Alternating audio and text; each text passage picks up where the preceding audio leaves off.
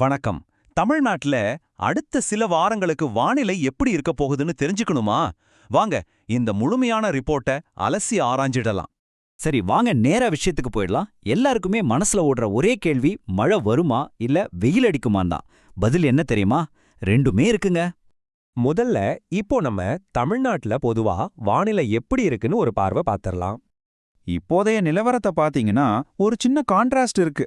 அதாவது தமிழ்நாடோட பெரும்பாலான பகுதிகள்ல ஒரே காஞ்சு போன மாதிரி ட்ரை வெதர் தான். ஆனா அதே சமயம் சில இடங்கள்ல மட்டும் இப்போ கொஞ்ச நாளைக்கு முன்னாடி பேஞ்ச மழையால கொஞ்சம் கூலா ஜில்லுன்னு இருக்கு. சரி, இப்போ மார்ச் மாசத்தோட கடைசி வாரத்துக்கு வருவோம். ஒவ்வொரு நாளும் என்ன நடக்க போகுதுன்னு இன்னும் கொஞ்சம் டீட்டெயிலா பார்க்கலாம். பாருங்க, மார்ச் 27ஆம் தேதி ஒரு முக்கியமான அப்டேட் இருக்கு. கோயம்புத்தூர், நீலகிரி மாவட்டங்கள்ல மிதமான மழைக்கு வாய்ப்பு இருக்கு. இந்த மழை 28, 29, 30ஆம் தேதிகள் வரைக்கும், அதாவது மேற்கு தொடர்ச்சி மலையோர மாவட்டங்கள்ல தொடர்ந்து பெய்யும். மத்தபடி தமிழ்நாட்டோட மத்த எல்லா இடங்கள்லயும், புதுச்சேரி, காரைக்கால் பகுதிகள்லயும் வழக்கம் போல வறண்ட வானிலை தான். அடுத்து நம்ம சென்னைக்கு வருவோம். இங்க நிலைமை எப்படி இருக்குன்னு பார்க்கலாம்.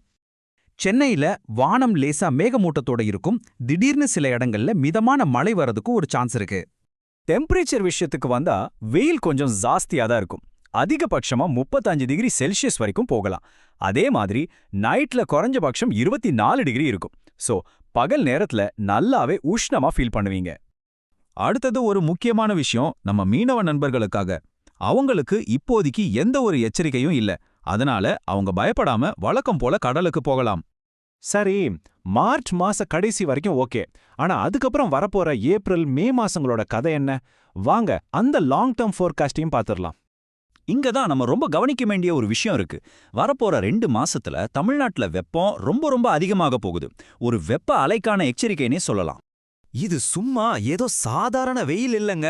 நார்மலா இருக்கிற டெம்பரேச்சரை விட 2லிருந்து 4 டிகிரி செல்சியஸ் வரைக்கும் அதிகமாகும் சொல்றாங்க. யோசிச்சு பாருங்க, இது எவ்வளோ அதிகம்னு. இதை இன்னும் சிம்பிளா புரிஞ்சிக்க, ஏப்ரல் மாசத்துல நார்மலை விட 2லிருந்து 3 டிகிரி வரைக்கும் ஹீட் அதிகமாகும். ஆனா மே மாசம் வந்துச்சுன்னா நிலைமை இன்னும் மோசம். 4 டிகிரி வரைக்கும் அதிகமாகும்னு எதிர்பார்க்கப்படுது. இது நிச்சயமா ஒரு பெரிய ஹீட் வேவ்க்கான அறிகுறி தான். ஓகே, இப்போ நாம பார்த்த எல்லாத்தையும் வச்சு முக்கியமான பாயிண்ட்ஸ் என்னென்னு ஒரு தடவை சுருக்கமா பார்த்துடலாம்.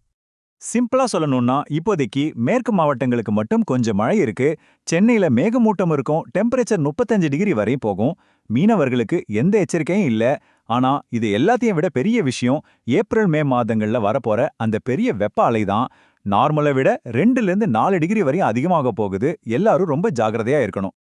அப்போ கடைசி கேள்வி இதுதான். வரப்போற இந்த அனல் பறக்கிற கோடை காலத்தை சமாளிக்க நீங்க ரெடியா? இப்பவே அதுக்கு தேவையான ஏற்பாடுகளை செய்ய ஆரம்பிக்கிறது தான் புத்திசாலித்தனம்.